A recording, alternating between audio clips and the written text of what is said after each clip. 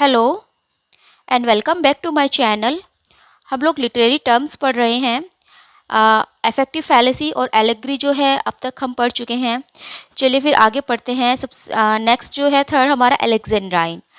Alexandrine क्या होता है? एलेक्जेंड्राइन जो है एक लाइन है किसी वर्स की, किसी पोएम की जो है एक लाइन होती है जिसमें आपको 6 आयम्बिक फीट या फिर 12 सैलेबल आपको मिलेंगे। यानी कि उस लाइन में जो है आपको 12 सैलेबल मिलेंगे और 6 आयम्बिक फीट, क्योंकि एक फीट में जो है 2 सैलेबल होते हैं, तो 6 आयम्बिक फीट और 12 सैलेबल आपको उसमें देखने को मिलेंगे। जैसे एग्जाम्पल देखिए, our sweetest song are those that tell of saddest thought. अब आप इसको जो है जब हम प्रोनाउंस करेंगे, देखिए आर, तो आर में क्या हुआ, मतलब एकदम से सिर्फ एक ही वर्ड है, एक ही सैलेबल यूज हुआ, आर। स्वीटेस्ट, स्वीटेस्ट, स्वीटेस्ट में जो है हम कैसे बोलेंगे, स्वीटेस्ट, यानी कि 2 सैलेबल यूज हुए। सॉन्ग्स, सॉन्ग्स हम एक ही बार में बोल देंगे, आर, दोज, दैट, ये सब एक ही बार में बोला जा रहा है। टेल, ऑफ, फिर सैडेस्ट, सैडेस्ट 2 बार में बोला जाएगा, सैडेस्ट, सैडेस्ट और थॉट, थॉट एक ही बार में। तो अगर हम इसको काउंट करें, 1 2 3 4 5 6 7 8 9 10 11 12, तो कितने सैलेबल हुए, 12 सैलेबल हुए। तो ये जो है ये अलेक्जेंडर लाइन कही जाती है जिसमें 12 सैलेबल हो। नाउ एल्यूजन। एल्यूजन क्या होता है? एल्यूजन होता है एक इनडायरेक्ट रेफरेंस जो कि किसी स्पीच या राइटिंग में दिया जाता है, या तो वो किसी पर्सन को देंगे या किसी कैरेक्टर को या फिर किसी बुक को। देखिए सिंपल सी बात है, मान लीजिए हम जैसे कोई इंसान है ज़्यादा अच्छा बनने की कोशिश कर रहा है, तो हम उसको कह देते हैं, हाँ तुम तो जैसे पता नहीं कितने महान हो, तुम तो सिकंदर महान की तरह हो। नेक्स्ट है हमारा एल्यूजन। अब एल्यूजन क्या होता है? एल्यूजन जो है एक इनडायरेक्ट रेफरेंस होता है इज मेड इन स्पीच और writing to a person, a character और बुक ईटीसी। यानी कि एक ऐसा रेफरेंस जो इनडायरेक्ट हो, और वो किसी स्पीच में हो सकता है, मतलब हम जो आपस में बातें करते हैं, या फिर राइटिंग हम कुछ लिख रहे हैं तो उसमें जो है हम रेफरेंस दे सकते हैं किसी और का। और वो रेफरेंस किसका हो सकता है? वो किसी पर्सन का हो सकता है, कोई ग्रेट पर्सन हो जिसे सब जानते हो, या फिर कोई कैरेक्टर हो, या फिर कोई बुक हो जिसे सब जानते हो। मान लीजिए सिंपल सी बात है, मान लीजिए कोई इंसान है, तो मतलब वो बहुत ही सच बोलता है, तो हम उसको कह देते हैं कि हाँ वो तो हरिश्चंद्र है। तो हरिश्चंद्र जो थे वो हमेशा सच बोलते थे, वो झूठ नहीं बोलते थे, तो हम उसको जो है रेफरेंस दे दिया हरिश्चंद्र का कि हाँ वो तो हरिश्चंद्र की तरह है, जैसे बहुत सच बोलता है। तो जैसे ये एक पासिंग रिमार्क होता है। मान एक और एग्जांपल देखिए, जैसे is there an Einstein in your physics class, कि क्या तुम्हारी फिजिक्स क्लास में कोई आइंस्टीन है? अब आइंस्टीन तो खुद नहीं आ सकता, मतलब उनका कहने का मतलब ये है कि आइंस्टीन जो थे वो बहुत ही जो है साइंटिस्ट थे, इंटेलिजेंट साइंटिस्ट थे। तो वो पूछे कि क्या तुम्हारी भी क्लास में कोई ऐसा बच्चा है जो आइंस्टीन की तरह जो है बहुत ही ज़्यादा बुद्धिमान हो? तो आइंस्टीन जो है यहाँ पर एक तरह से रेफरेंस दिया गया है। Why both of you are having Mahabharata, यानी कि तुम दोनों जो है यहाँ पर महाभारत क्यों कर रहे हो? तो इसका मतलब क्या है? महाभारत का मतलब तो महाभारत का एक तरह से युद्ध हुआ, तो महाभारत को जो है यहाँ पर रेफरेंस दिया गया है कि तुम लोग जो है यहाँ पर महाभारत क्यों कर रहे हो। तो ये होता है एल्यूजन, जब हम किसी और का रेफरेंस देते हैं अपनी बातों में या अपनी राइटिंग में, हम किसी और का रेफरेंस देते हैं, और वो भी नाउन का, यानी कि नॉन का, जिससे सब जानते हो। ऐसा नहीं कि हमने उठा के किसी को भी कह दिया, जिसको सब जानते हो, जो कि एक मतलब वेल नोन हो। Now ambiguity. एम्बिग्यूटी जो है अस्पष्टता होती है। नॉर्मन लेविस के जब हम वोकेबलरी कर रहे थे तो उसमें भी जो है ये वर्ड आया था, एम्बिग्यूटी। ये एक फॉल्ट है स्टाइल में, the use of wagyu and equivocal expression. Equivocal का क्या मतलब होता है? इक्विवोकल भी जो है, अगर आपको याद हो तो नॉर्मन लेविस में हमने पढ़ा था, यानी कि एक समान जो है दो बातें, एक तरह से कंफ्यूजिंग पैदा करने वाली बातें, कि मतलब अगर हम किसी से कहे कि तुम किसकी तरफ हो, तो वो घुमा फिरा कर बातें कहेगा कि मैं इसकी तरफ भी हूँ, मैं उसकी तरफ भी हूँ, मतलब हम उसकी बातों से समझ ही नहीं पाएंगे कि वो किसकी तरफ है। तो डैट इज़ इक्विवोकल, तो जो बिल्कुल मतलब एक तरह से कंफ्यूज करे। तो ये एक फॉल्ट होता है स्टाइल में, एम्बिग्विटी। और जब हम किसी ऐसे एक्सप्रेशन का यूज़ करें जो कि इक्विवोकल हो, वैग्यू हो, मतलब जो अस्पष्ट हो बिल्कुल, तो वो क्या है, वो एम्बिग्विटी कहलाता है। जैसे विलियम एम्पसन ने जो है 7 टाइप्स ऑफ एम्बिग्यूटी जो है पब्लिश की थी 1930 में। तो उन्होंने जो है 7 टाइप्स ऑफ एम्बिग्यूटी बताए थे अपनी बुक में 1930 में, जो उन्होंने पब्लिश कराई थी।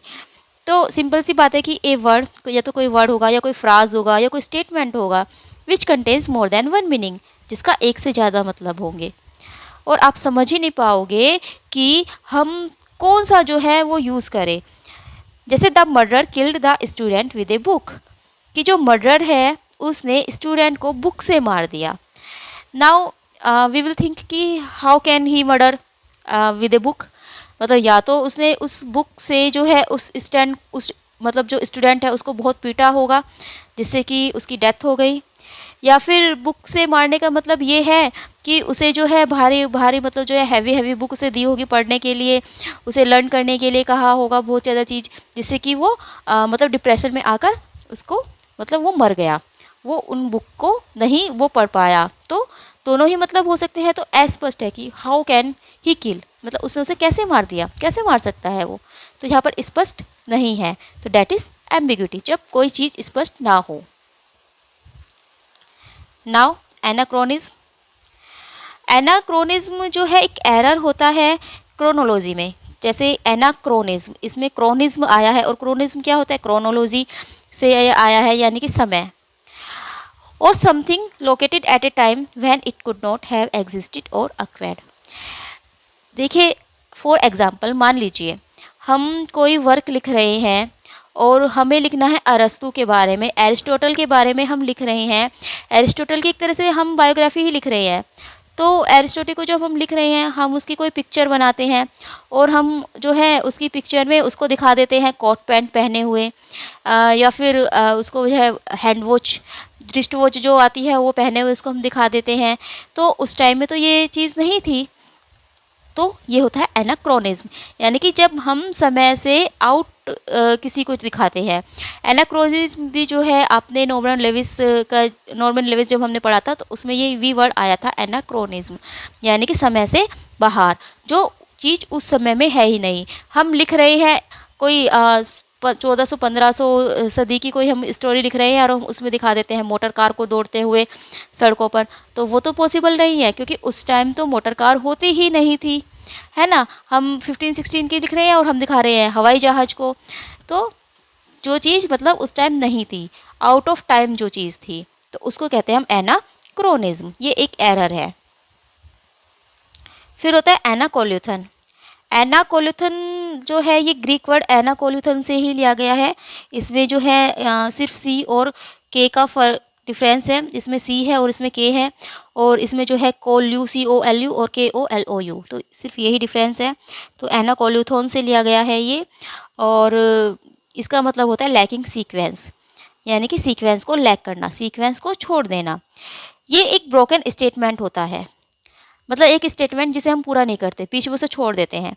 विच लॉक्स एक ग्रामेटिकल सीक्वेंस, विच लैक्स सॉरी जो लैक करता है, जिसमें कमी होती है किसी ग्रामेटिकल सीक्वेंस की, और एन एब्रप्ट चेंज, या फिर उसमें एकदम से चेंज आ जाता है within a sentence from one synthetic structure to another, यानी कि एक सेंटेंस हम बोल रहे हैं लेकिन हम उसको कंप्लीट नहीं करते, हम उसको जो है हाफ में छोड़ देते हैं और फिर कोई दूसरा सेंटेंस हम बोल देते हैं, तो वो होता है एनाकोल्यूथन। जैसे for example, you really ought, कि तुम्हें जो है मतलब तुम्हें वास्तव में ऐसा चाहिए, क्या चाहिए हमने कुछ नहीं बताया, छोड़ दिया। Well do it your own way, ठीक है तुम अपने तरीके से कर लो। मतलब इसका मतलब क्या हुआ, जो ये सेंटेंस बोल रहा है वो कुछ सामने वाले को समझाना चाहता था कि तुम्हें जो है ये कार्य जो है इस तरीके से करना चाहिए। तो वो कहता है कि यू रियली ऑट, लेकिन फिर वो रुक जाता है कि फिर कहता है well do it in on your own way, ठीक है तुम अपने तरीके से कर लो। तो ये होता है एनाकोल्यूथन, यानी कि जब हम एक सेंटेंस कहते कहते बीच में स्टॉप हो जाते हैं और फिर दूसरा सेंटेंस हम बोल देते हैं। Now anapaest. एनापेस्ट क्या होता है? एनापेस्ट जो है एक मेट्रिकल यूनिट है जिसमें पहले आपको 2 अनस्ट्रेस्ड सेलेबल मिलेंगे और फिर उसके बाद एक स्ट्रेस्ड सेलेबल मिलेगा। 2 अनस्ट्रेस्ड और फिर स्ट्रेस्ड। जैसे अनअवेयर, अनअवेयर, अनअवेयर जब आप बोलते हो, देखिए आप इसको बोलकर देखिए, अनअवेयर यानी कि अन ए, ये तो हम जल्दी जल्दी बोल देते हैं, और एयर, तो इसमें क्या होता है, इसमें जो है स्ट्रेस होता है। अन और अ इसमें स्ट्रेस नहीं है कोई भी, लेकिन एयर इसमें हम थोड़ा सा स्ट्रेस देना पड़ता है, तो अनअवेयर। इसी तरह इन अ डे, इन अ एकदम से अनस्ट्रेस्ड भूल गए, इसमें कोई स्ट्रेस नहीं है, लेकिन डे, डे में क्या है, स्ट्रेस्ड है, तो ये होता है anapaest. 2 unstressed plus 1 stressed. Now next anonym. अब एनोनिम क्या होता है, ये एक फिक्सिशियस नेम है। ये उस मतलब पर्सन जो है कोई कोई वर्क लिखता है तो उसमें जो है वो अपना नाम यूज़ ना करके एक जो है फिक्सिशियस नेम ले लेता है, तो वो कहलाता है एनोनिम। जैसे कि सिडोनियम, सिडोनियम होता है, सिडोनियम और एनोनिम एक ही बात है, यानी कि अपना नाम ना यूज़ करके कोई और नाम उन्होंने ले लिया। जैसे कि जॉन गैल्सवर्थी ने जब वर्क लिखे थे स्टार्टिंग के अपने, तो उन्होंने अपना नाम नहीं लिखा था, बल्कि जॉन सिन जॉन के नाम से जो है उन्होंने लिखा था, तो ये होता है anonym. Now next aphorism. Aphorism अब क्या होता है, एफोरिज्म का मतलब होता है मैक्सिम। मैक्सिम मतलब कहावत, ए शॉर्टकट, एक छोटी सी कहावत कोई, जैसे हिंदी में बोलते हैं ना सूक्ति, हिंदी में इंटर क्लास में हिंदी में जब आती थी सूक्ति, कोई सूक्ति दे दी जाती थी कि इसकी एक्सप्लेनेशन करो, तो जो जैसे हिंदी में वो सूक्ति होती है, इसी तरह इंग्लिश में जैसे एफोरिज्म। द वाइज सेइंग, यानी कि कोई ऐसी सेइंग, ऐसी कहावत जो कि वाइज हो। The most important characteristics of this style is it's axiomatic force.